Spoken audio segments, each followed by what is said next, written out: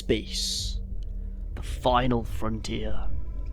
For millennia, space, the planets, and the questions surrounding them have gripped humanity, which is what makes them such great material for horror games.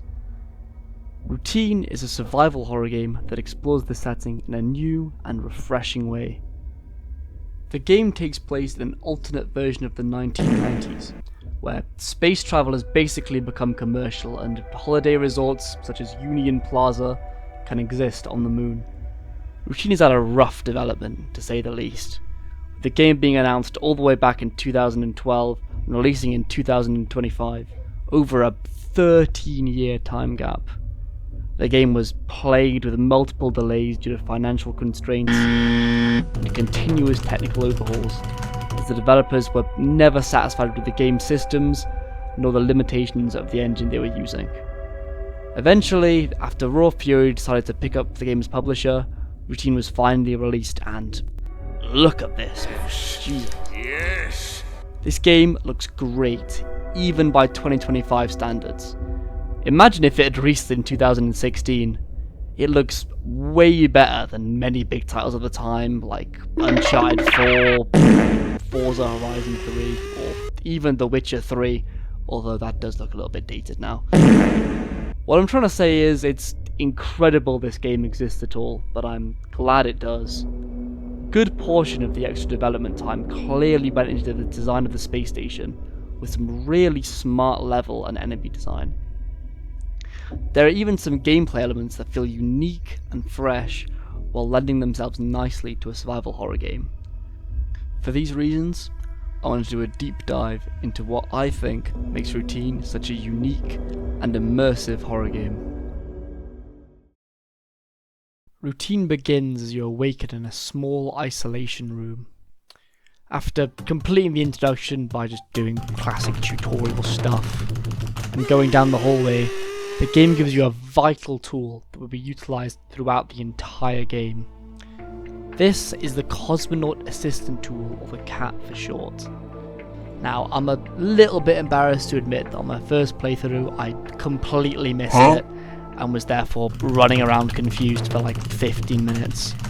But when I was talking about unique gameplay elements, I was mostly referring to this thing. It functions as a sort of multi-tool that can be used to hack terminals and perform maintenance tasks, in addition to a few other functions that you'll unlock later in the game. However, for the time being, you'll mostly be using it to overload hardware like fuse boxes, or for interacting with these wireless access points. These allow you to discover and track crucial info like keycodes, while also letting you save your game. The CAT is also pretty much the only form of self-defense that you're going to have throughout the entire game, but we'll talk about that later.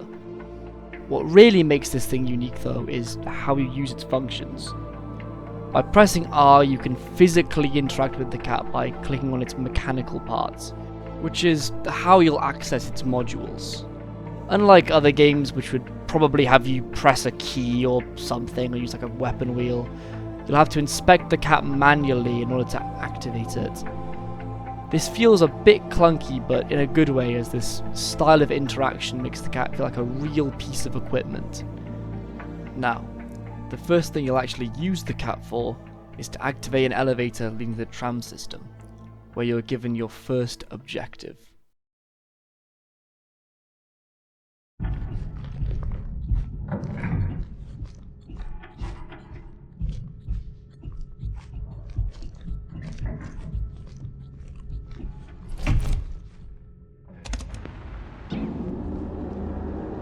We need to shut down the ASN. Everyone's scattered or in hiding. And the only two people with security access to the ASN are me and Kay. If I don't make Kay's your only shot. Find her. Shut it down. From this tape, we can gather that we need to deactivate a rogue security network, which is known only as the ASN. I won't go into why or how it's been corrupted in this video. But all you need to know is that the network has gone crazy and is basically just killing or containing anyone that it can find. In order to reset the ASN, you'll have to find a code in the mall and an ID from Kei Kimimura, who is the head of security. We can use our cat to enter the tram system, which should serve as a good starting point. This is a really good showcase of the way that Routine directs the player and gives them objectives. It's very minimalistic, deliberately only giving you a basic idea of what you need to do without hand-holding too much. As you can see, information is mostly given through the environment, but we'll touch a bit more on that later. Using the tram system, we can access both the plaza and the living quarters. We'll need to visit both in order to get what we need in order to reset the ASN. Unfortunately, when we arrive at the plaza, we find that the elevator isn't working, so we're going to need to work with this little IC unit to find another way around. Honestly, I only included this section so I could talk about this guy. I love this little fella. Aww. He's just so endearing in a weird way, and he only ever really helps you in the game. Somehow he's also not corrupted like the ASN or broken like all of the other systems in the plaza, which just goes to show how much of a shad he is. Anyway, after the IC unit helps us out, we can finally enter the plaza.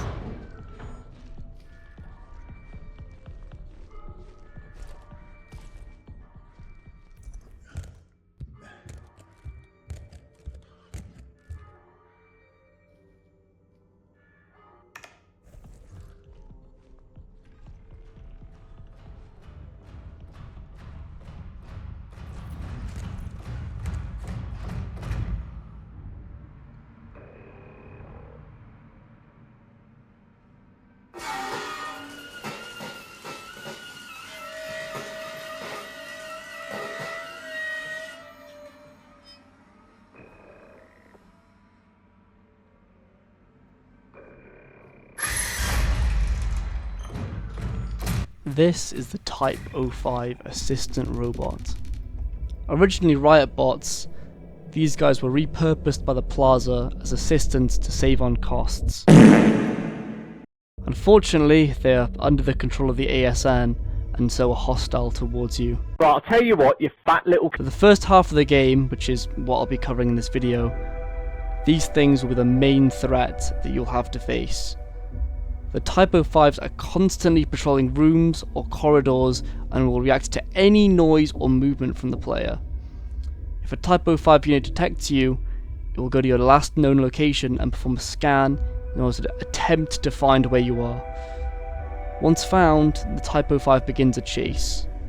Now, in order to escape, you either have to break line of sight or go where the Type 05 can't reach you. Bruh. Luckily, they move about as quickly as your average Brexit geezer who exercises once every 6 months, so you'll be able to outrun them while sprinting. With that being said, your stamina reserves are limited, so you'll have to outsmart them if you want to escape. Now, I know these guys might seem like your average run-of-the-mill horror googly, but they do have a few mechanics that make them a bit more interesting. Although there are multiple Type 05s, only one can be active at a time due to the station's low power. The rest of them just stay dormant until they either detect your presence or randomly activate in order to keep you on your toes. Now this can be quite hectic to deal with, as you'll want to remember the general location of each Type 05 to prevent you from bumping into another one during a chase, or to anticipate their next moves. I can smell you. If you're cornered, however, there is another way to deal with them, which is by using your cat. Now, the cat does look like a weapon, but it's not really supposed to be used as one. It's stated in the game multiple times that it's usually used as an engineering tool or a fun gadget for kids. With that being said, it's your only defensive option. Unfortunately, the cat is pretty unreliable as a weapon, and this is by design. The cat is only able to fire single projectiles at a time, which can briefly stun a robot by hitting its exposed core. However, the Typo 5s typically have armor in this area, meaning that you'll need to shoot to destroy the armor before you can disable them. This is easier said than done, as aiming with this thing is very clunkily. Clunkily? What the fuck does that even mean? This is easier said than done, as aiming this thing is very clunky and heavily slows you, leaving you vulnerable after you've committed to shooting with it. This means that if you can't stun the robot in time, then you're probably fucked. If that wasn't bad enough, the cat only has 3 charges, and you will often need to use 2 of them to stun a robot. This means that you'll need to recharge the cat with one of the few batteries that has been left around after every encounter. Now, if you don't want to be mauled to death by a Typo 5, you'll need to make sure that your shots count and manage your charges carefully.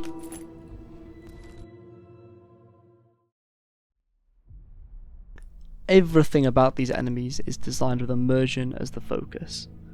They're meant to make the player feel like a survivalist who is in way over their head.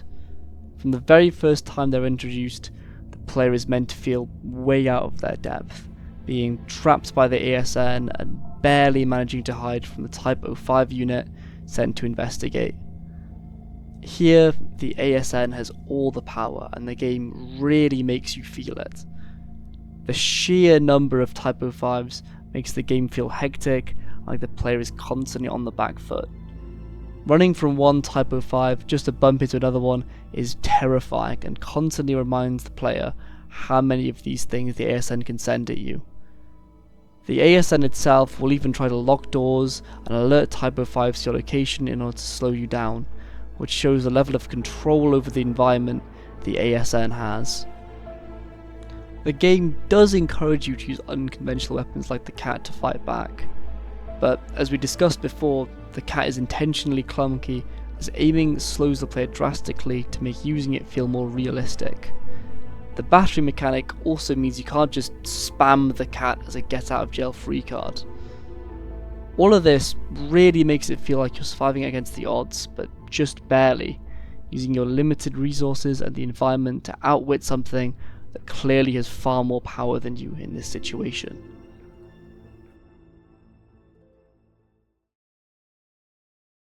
Another thing I want to talk about is how little this game holds the player's hand throughout these sections. I briefly mentioned before that Routine's main method of giving objectives is very minimalistic. The game obviously gives you like a general goal, but doesn't really provide you with a step-by-step checklist that you might have gotten used to in a bunch of other games. Whether that be by minimap markers, journal entries, or the yellow paint. The game will give you hints, obviously, but it's more or less up to the player to figure out what they need to do and where they need to go. A good example of this is how the game will give you the name of a location, then the player themselves will have to find out where that location is and how to access it themselves, which is usually a puzzle in itself. Now, this might sound like a little unintuitive, but trust me, it isn't. When you enter the living quarters or the mall, the player is completely free to explore, and the game will always communicate to the player what they need to do organically. The game heavily encourages the player to overcome obstacles by looking at the notes the previous residents have left behind. Yeah, okay, I know. It's a pretty overused horror game trope that there are funny notes that tell you stuff. But honestly, I think it's pretty well done here. These are all just normal notices that the residents have left behind that just so happen to contain useful info, which makes them so much more believable. At least for me. Okay, look, at least it's not like the funny yellow paint. Anything is better than the funny yellow paint. Give the developers some slack here, alright? But in all seriousness, the lack of handholding means you'll always feel like you're making progress on your own, using the environment around you to figure out how to push forward. A really good example of this is when you use a CCTV camera to read a code which is in a room that you can't access. You're given all the information you need to figure this out, but you have to put the things together on your own. And there's definitely a real beauty in navigating the world organically as opposed to using some convenient HUD that the game gives you with a little mini-map and all that stuff. Speaking of HUDs, there isn't one. Huh? Nope, really. There's no weapon wheel, stamina bar, or even a map which you can access. The days of needlessly complicated Ubisoft UI are finally over. I absolutely love this, and it fits perfectly with the game's minimalistic style and lack of handholding, while forcing the player to adapt. No map means that you'll have to find important locations by yourself and navigate from memory while you backtrack. Now, this isn't the most complicated thing in the world, as none of the areas are huge or anything, but it does take one thing away from you that you would have taken for granted in other horror games. No HUD also means you won't be able to collect any other weapons or gadgets throughout the game, which you can use to defend yourself or destroy any of the enemies that you'll come across, so you'll be relying solely on the cat. Other games like Alien Isolation, while being scary in their own right, allow the player to use a shit ton of gadgets to help them out. And for the record, that's completely fine. It works well for the experience the game wants to create, but for immersion, Routine's lack of any extensive catalogue of gadgets and gizmos creates a much more realistic scenario which the player can more easily immerse themselves in. It also means that you'll need to make every shot count, since you really only have the cat to work with, always making the player feel like they're never properly equipped for an encounter with an enemy. No HUD also means the developers had to find a much more unique way that the player could interact with the cat. Again, making it feel like a proper tool that the player is using. With all these things working together, it's actually kind of easy to forget you're playing a video game. There are a few occasions where I just activate a cat module once I knew how it worked, even when the game didn't really specifically direct me towards doing it. Those moments feel much more fluid when you don't have an extensive weapon wheel that you need to navigate through. The developers clearly put care into making this a unique and memorable experience, which tests the player's ability to manage without having all the tools they're used to and adapt to new systems they've introduced. Overall, I had an absolute blast playing Routine, and I feel like it's one of the most immersive horror games out there. At least, well, one of the most immersive ones that I've played. The developers really focused on creating a uniquely realistic experience that strips a lot of tools from the player they'd normally be used to having. Although you could argue that in some of its aspects, like the puzzle-focused exploration, are similar to other horror games, I feel like the game introduces enough unique stuff, like the cat, the minimalistic HUD, and everything like that, to make the game feel like a fresh experience. These unique elements even work in the game's favour, giving you enough counterplay to survive against the ASN, while also making you feel tiny in comparison to what you're going up against. It's a real testament to the game's design that I'm able to say so much despite the actual game not being all that long. My run taking about 7 to 8 hours in total. I haven't even talked about the other half of the game yet, which I actually think is better. But if I'm being 100% honest, I think that the only real criticism I'd have is that the game is a little bit too easy on repeat playthroughs, since it suffers a bit from attempting to adhere to players of all skill and experience levels. But in any case, Routine has really showed me what a horror game can be when you approach it with such fresh ideas, and it's an incredibly immersive experience that I won't be forgetting anytime soon.